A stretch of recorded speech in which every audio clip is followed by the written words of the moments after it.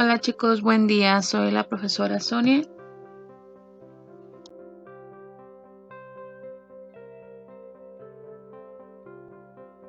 Instrucciones. Tener tu material escolar listo. En tu salón de Classroom encontrarás las actividades correspondientes al día de hoy. Realizar de forma clara, legible y completa tu trabajo. Recuerda usar pluma azul, negra y roja. No se aceptan otros colores porque no se alcanzan a distinguir claramente en las fotos. Tomar fotos claras y con buena luz. Enviar a tiempo tu tarea a Classroom. En cualquier momento ella subirá las escaleras. Sigo pensando en qué dividir. Tengo muchas ganas de...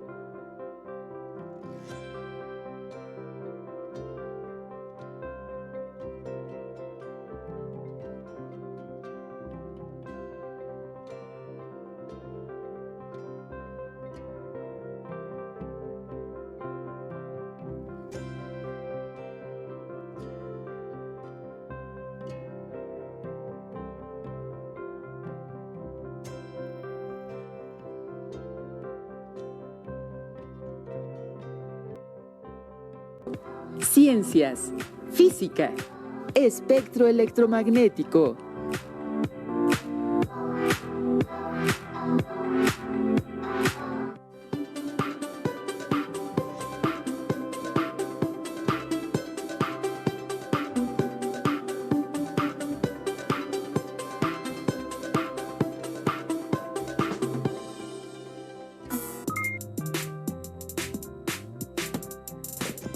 Bienvenidas y bienvenidos estudiantes de segundo grado de secundaria a una sesión más de Aprende en Casa 2 en la asignatura Ciencias Física. Mi nombre es Leslie Mendívil y nos acompaña el maestro Sergio David López Mejía. Bienvenido, maestro. ¿Qué tal? Espero que todas y todos los que nos ven desde casa se encuentren bien. Recuerden que debemos seguir las recomendaciones de nuestras autoridades sanitarias, como el uso del cubreboca y el lavado constante de manos, ya que cuidándote tú, nos cuidamos todos. Y así pronto podremos llegar al semáforo verde para regresar a las aulas. En esta ocasión hablaremos acerca del espectro electromagnético, que es como se le conoce a todo el conjunto de ondas electromagnéticas. Por tanto, el título de la sesión es Espectro electromagnético, mapa invisible. Antes de comenzar, asegúrense de tener a la mano su cuaderno y lápiz o bolígrafo para que puedan anotar las ideas principales y dudas o preguntas que pudieran surgir durante el desarrollo del tema. Además, no olviden su libro de texto, que les ayudará a comprender mejor el tema, resolver sus dudas y encontrar otros experimentos. Maestro, ahora que ya estamos preparadas y preparados, ¿qué le parece si comenzamos? Claro que sí, Leslie. ¿Has escuchado hablar del espectro electromagnético? Sí. En las sesiones anteriores hemos hablado sobre ondas electromagnéticas, pero no me queda claro qué es el espectro electromagnético. No te preocupes, poco a poco iremos entendiendo el tema. El espectro electromagnético es muy importante en nuestra vida. Podemos decir que a diario realizamos diferentes actividades donde lo utilizamos, como utilizar un teléfono celular, ver la televisión, escuchar la radio o calentar nuestra comida en un microondas. Parece que sí es un fenómeno muy importante para nuestra vida diaria. Las ondas electromagnéticas fueron deducidas de forma matemática por el físico escocés James Clerk Maxwell en la segunda mitad del siglo XIX. Su nombre se debe a que son campos eléctricos y magnéticos que oscilan y pueden viajar en el vacío. Maxwell calculó la magnitud de la velocidad de propagación de las ondas electromagnéticas en el vacío. Encontró que estas viajan a una velocidad de 300.000 kilómetros por segundo, que es igual al valor de la velocidad de la luz.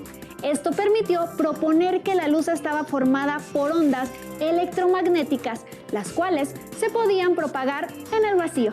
Así es, Leslie. Esta es una característica que diferencia a las ondas electromagnéticas de las mecánicas. Por ejemplo, las ondas sonoras o sísmicas son ondas mecánicas y requieren de un medio para propagarse. La velocidad de las ondas electromagnéticas es mayor a cualquier onda mecánica, Por ejemplo, el sonido viaja a 343 metros por segundo en el aire, es decir, que si pusiéramos a competir una onda sonora contra una onda electromagnética y viéramos cuánta distancia avanza las dos en un segundo, la onda de sonido habrá avanzado 343 metros, mientras que la onda electromagnética en el mismo tiempo habría cubierto una distancia de 300 millones de metros.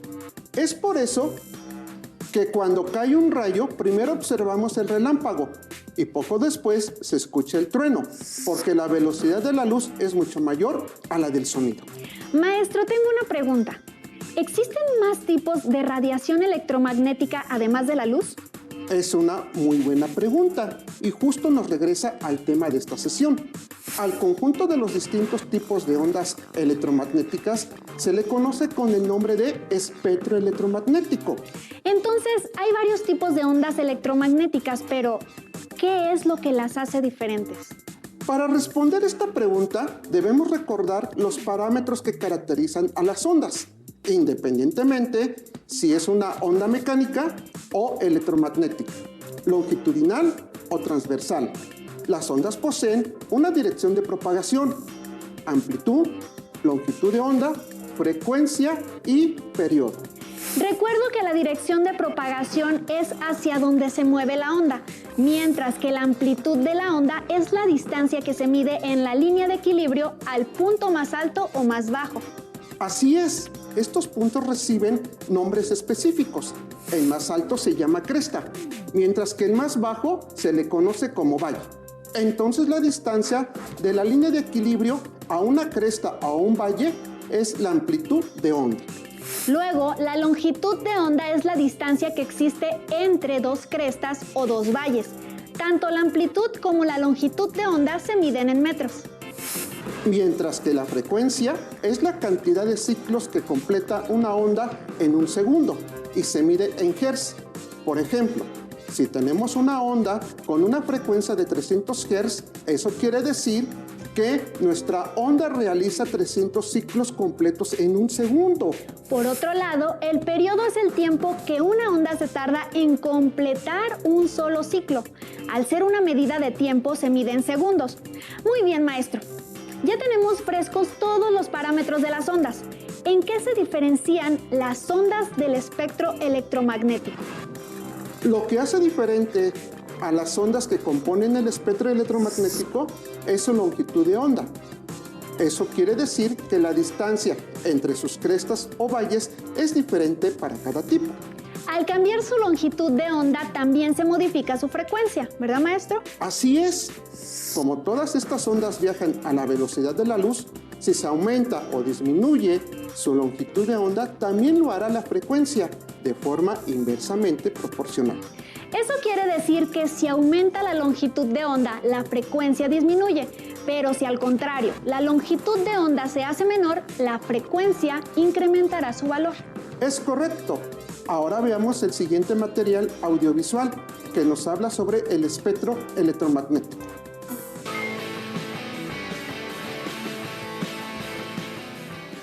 Si el ruteador y mi computadora no están conectados, ¿cómo es que estos aparatos se comunican entre sí?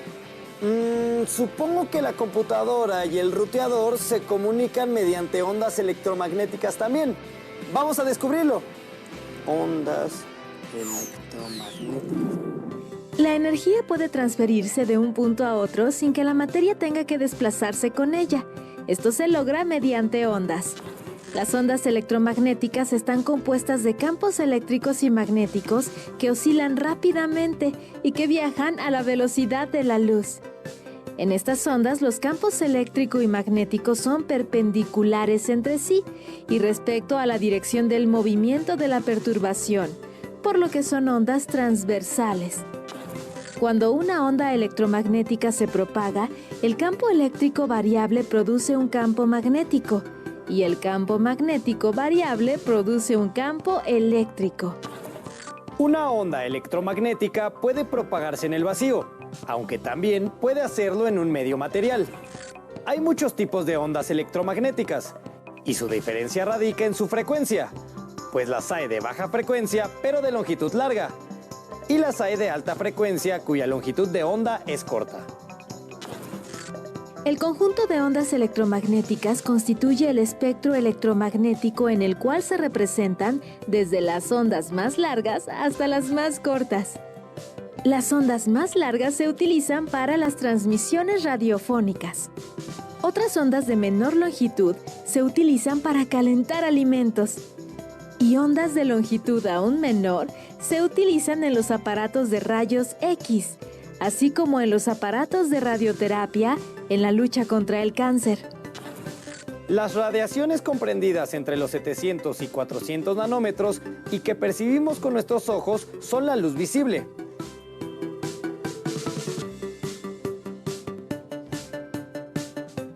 Por otra parte, son radiaciones ligeramente mayores los rayos infrarrojos que captamos como calor.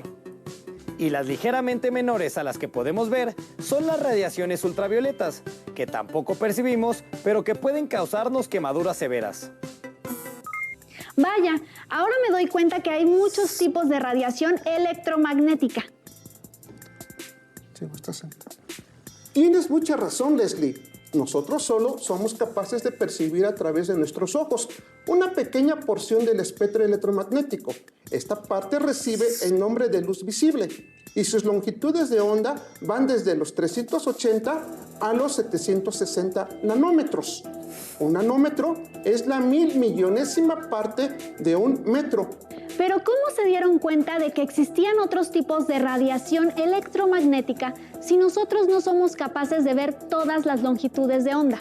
El primer descubrimiento de radiación electromagnética distinta a la visible fue en el año 1800, cuando William Herschel descubrió la radiación infrarroja. Herschel hizo pasar un haz de luz blanca a través de un prisma para descomponerla en sus colores constituyentes y colocó un termómetro para medir la temperatura de cada uno de los colores. Colocó también un termómetro antes del color rojo, donde no se veía ningún color. Se dio cuenta que este último termómetro era el que registraba el mayor incremento en la temperatura. Esta radiación recibe el nombre de rayos infrarrojos porque están antes del color rojo. Y actualmente sabemos que esta radiación es emitida por cualquier cuerpo cuya temperatura sea mayor al 0 Kelvin. ¿Eso significa que nuestro cuerpo también emite radiación infrarroja? Ya que nuestra temperatura es claramente mayor al 0 absoluto. Así es. De hecho, los termómetros digitales que actualmente utilizamos para medir la temperatura sin tener que tocar el cuerpo de una persona, miden la cantidad de radiación infrarroja que emana de nuestro cuerpo. Entonces, ¿no emiten rayos que puedan lastimarnos? No, los termómetros no emiten ningún tipo de radiación que pueda ser dañina. Esa es una creencia infundada. De hecho, debemos consultar siempre las indicaciones del fabricante. Si el manual dice que la temperatura se debe medir en la frente, se tiene que seguir esa indicación, ya que tomarla en cualquier otra parte del cuerpo puede arrojar un valor erróneo. Vaya, de ahora en adelante no voy a tener miedo cuando me quieran medir la temperatura en la frente, maestro. Eso es lo correcto. Ahora, otro descubrimiento importante sobre el espectro electromagnético ocurrió en 1895, cuando Wilhelm Röntgen detectó un nuevo tipo de radiación emitida durante un experimento con un tubo de vacío sometido a un alto voltaje. Röntgen llamó a esta radiación rayos X porque desconocía su naturaleza. Son los de la radiografía, ¿no es así, maestro? Efectivamente. De hecho, la primera radiografía de la historia fue la de la mano de Anna Bertha Röntgen, esposa del propio Wilhelm Röntgen, mientras usaba un anillo de plomo. Una de las últimas partes del espectro electromagnético se completó con el descubrimiento de los rayos gamma en 1900 por Paul Villard, mientras investigaba la radiación de sales de radio. Sin embargo, no puede explicar correctamente la naturaleza de esta radiación. Fue hasta 1910 que el físico británico William Henry Bragg demostró que los rayos gamma son radiación electromagnética. Recuerdo haber leído que hay un tipo de radiación electromagnética con una frecuencia más alta que la de los rayos gamma. Recibe el nombre de rayos cósmicos. Tienes razón. Esa es la radiación con mayor frecuencia y menor longitud de onda que los científicos han encontrado. Las investigaciones para conocer su naturaleza datan del año 1912, donde, ayudado de un globo aerostático, el físico austriaco Victor Hess pudo detectar esta radiación procedente del espacio. En el año 1932, el físico estadounidense Robert Andrew Millikan los denominó con el nombre que actualmente conocemos, es decir, rayos cósmicos debido a su origen. Debemos decir que, aunque hay muchas teorías sobre cómo se producen, aún no hay una que se haya podido demostrar como verdadera.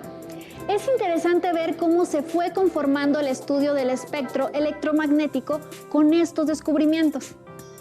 En efecto, gracias a estos hallazgos hemos podido comunicarnos más fácilmente y también aprendemos un poco más sobre nuestro mundo. Con esto, ahora sé que el espectro electromagnético lo utilizamos en nuestra vida cotidiana. ¡Claro que sí! El espectro electromagnético es un intervalo continuo de ondas que van desde las ondas de radio hasta los rayos cósmicos, pero que difieren en su frecuencia, su longitud y en su energía. En la primera parte del espectro tenemos a las ondas de radio. Estas son las de menor frecuencia y mayor longitud de onda. Antes de continuar, debemos decir que las frecuencias y las longitudes de onda pueden ser números extremadamente pequeños o grandes, y por eso se utiliza la notación científica para escribirlos. Por ejemplo, las frecuencias de las ondas de radio son menores a 10 a la 8 Hz, que se expresaría en notación desarrollada con un 1 con 8 ceros. En la siguiente imagen podrán observar cómo se escriben algunos números en notación científica y los prefijos que reciben. Por ejemplo, 10 a la 3 es un 1 acompañado por 3 ceros, es decir, representa el número 1000 y recibe el prefijo kilo. Tienes razón, Leslie. Como habíamos comentado, las ondas de radio son las de más baja frecuencia y mayor longitud de onda. Pueden llegar a tener longitudes de miles de metros por ciclo. ¿Y estas ondas son por las que se transmiten los programas de radio? Es correcto. Las estaciones de radio de AM, conocidas también como de amplitud modulada, tienen frecuencias bajas y débiles que comprenden el intervalo entre los 530 y los 1600 kHz, es decir, que oscilan entre 530.000 y 1.600.000 veces por segundo. Por ejemplo, cuando nos dicen estás en el 710 del cuadrante, significa que la frecuencia de la onda que transfiere la información de esa estación es de 710 kHz. Así es, mientras que las estaciones de radio FM, que significa que son ondas de frecuencia modulada, tienen un rango de frecuencias mucho mayor, que están entre los 88 y los 108 MHz. Es decir, oscilan entre 88 y 108 millones de veces por segundo. Las ondas electromagnéticas de la banda de las ondas de radio son las que más utilizamos para las telecomunicaciones. Son tan utilizadas que tienen su propia clasificación dentro de ese grupo. Por ejemplo, las antenas de televisión pueden captar señales conocidas como VHF, que significa muy alta frecuencia por sus siglas en inglés. Las frecuencias de esta banda van desde los 30 hasta los 300 MHz y tienen una longitud de onda entre 10 y 1 metro. Estas ondas propagan la señal de canales locales que cada estado tiene. Otro tipo de señal que pueden captar las antenas de televisión son las llamadas UHF, que significa ultra alta frecuencia por sus siglas en inglés. Estas ondas tienen una frecuencia que varía entre los 300 MHz a los 3 GHz y tienen unas longitudes de onda que varían entre 1 y 100 metros. Lo mismo pasa con la telefonía móvil, que usa las mismas frecuencias que la televisión, la UHF y la VHF. Pero debemos especificar que las ondas UHF ya son microondas, que corresponden a la siguiente banda dentro del espectro electromagnético. Entonces, maestro, ¿y el horno de microondas? La frecuencia de las ondas electromagnéticas que emiten los hornos de microondas es de aproximadamente 2.45 GHz. Claro, está dentro del intervalo de las ondas UHF, que como nos había dicho son microondas. Después sigue la radiación infrarroja, ¿no, maestro?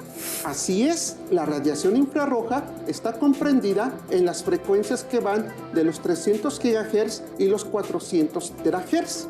Entonces, si tenemos una frecuencia de 400 terahertz, quiere decir que en un segundo completa 400 billones de ciclos. Ya se están volviendo frecuencias muy altas, maestro.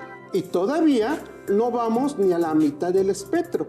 Como dijimos anteriormente, todos los cuerpos con temperatura mayor al cero absoluto emiten radiación infrarroja. Estas ondas son las que permiten que se transfiera el calor por radiación. Del Sol nos llega mucha radiación infrarroja, que es la que nos proporciona calor. Tienes razón, pero también la usamos en los hornos convencionales y en los mandos a distancia o control remoto. Otra utilidad es en el tratamiento de padecimientos físicos donde sea necesario aplicar calor. Después de la radiación infrarroja sigue el espectro de la luz visible y está compuesto por ondas electromagnéticas, cuya frecuencia está dentro del intervalo entre los 400 y los 800 terahertz. Entre estos rangos de frecuencia se encuentran todos los colores que pueden detectar los ojos de los humanos. Después sigue la radiación ultravioleta, que ya no podemos ver, y su rango de frecuencia se encuentra comprendido entre los 800 y los 30.000 terahertz. Muchos seres vivos, incluyéndonos, requerimos de luz ultravioleta para generar algunas sustancias necesarias para nuestro organismo. Pero la exposición prolongada puede ocasionarnos serias quemaduras o hasta cáncer de piel. Por eso utilizamos bloqueador solar para protegernos. Todas las ondas electromagnéticas que hemos discutido hasta este punto se clasifican como radiación no ionizante. ¿Qué significa que sea una radiación no ionizante? Quiere decir que este tipo de radiación no tiene la suficiente energía como para ionizar el medio por el que se propaga. Recuerdo que una sustancia está ionizada cuando se han extraído algunos electrones a sus átomos. Entonces, si existe la radiación no ionizante, quiere decir que también hay radiación ionizante. Así es. La radiación ionizante tiene la suficiente energía como para arrancar electrones a los átomos de los materiales con los que entra en contacto. La primera radiación ionizante que sigue en el espectro electromagnético son los rayos X, que tienen frecuencias comprendidas entre los 10 a la 16 y los 10 a la 18 Hz. Estos se usan en las radiografías y en las tomografías.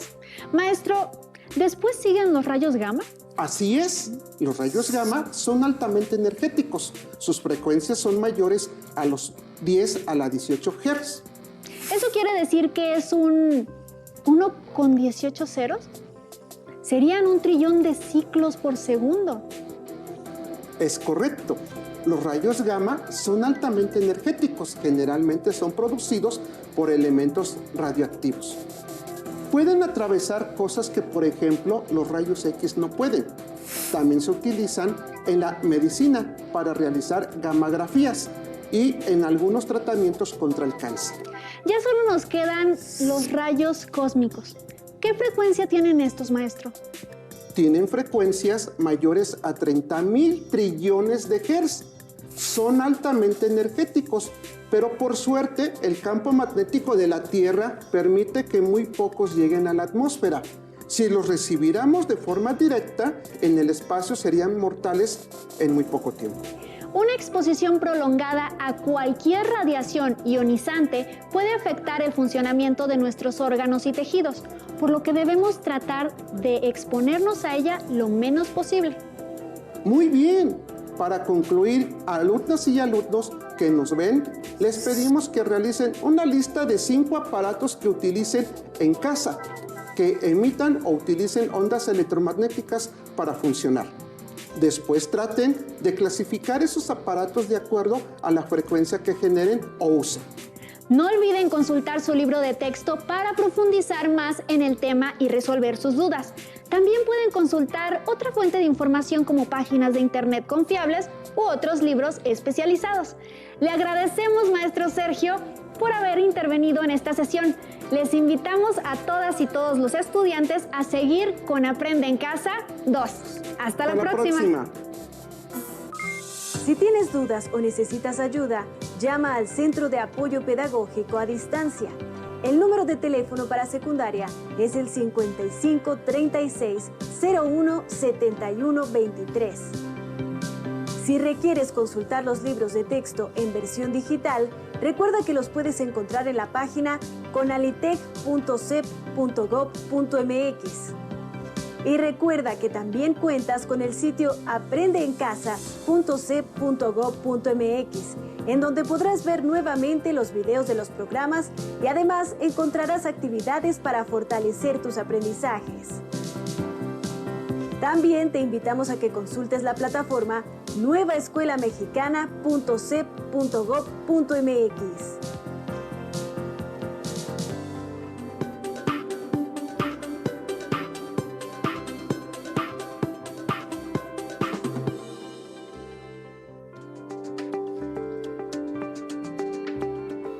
¿Qué tal? Bienvenidas y bienvenidos a su pausa activa Suma Minutos. Mi nombre es Brenda Rodríguez, entrenadora especializada en niñas y niños y su guía el día de hoy. ¡Comenzamos! Comenzaremos con nuestro calentamiento. Para eso haremos paso yogi. ¿Cómo es el paso yogi? Vas a elevar rodillas con grandes trotes y muy rápido. Tus brazos van a irse alternando a los lados. 16 segundos. ¿Están listas y listos? ¡Venga! 1, 2, 3, 4, 5, 6, 7, 8 más. 8, 7, 6, 5, 4, 3, 2, eso es. Ahora vamos a ir con nuestro siguiente reto. Vamos a ir abajo. Cruzaremos las piernas y buscaremos ir hacia arriba sin utilizar las manos. ¿Están listas y listos? ¡Venga! 1. Vamos de nuevo. Abajo. 2. ¡Sí se puede! Nuevamente. Y 3. Eso es. Y venga otra vez. Y 4. Bueno, chicos, por mi parte sería todo el día de hoy. Recuerden, cualquier duda o comentario, favor de enviarme un mensaje con toda su información del alumno y sus dudas. El correo institucional ya lo tienen. Espero que pasen un muy bonito día. Nos estaríamos viendo la próxima clase. Hasta luego.